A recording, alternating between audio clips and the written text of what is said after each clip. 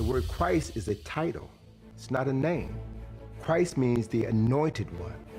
And there were many people before the birth of Jesus who also bore that title, Christ. There were 16 people who were known as Christ. So Jesus was the last of saviors of mankind, saviors of a group of people who were known as Christ.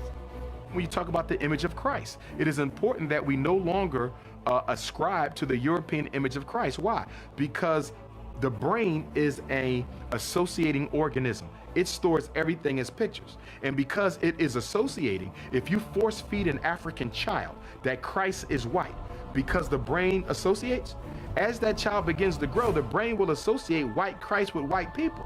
And so if white Jesus is God, then white people must also be the gods of humanity.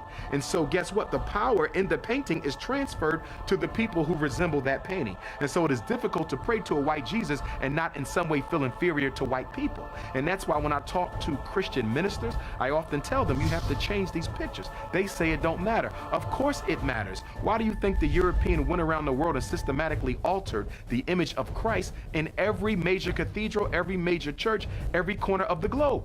Because it is difficult to oppress a people whose image of the God doesn't look like the oppressor. But when God and the oppressor look one in the same, then the people will come to believe that the oppression was ordained by God.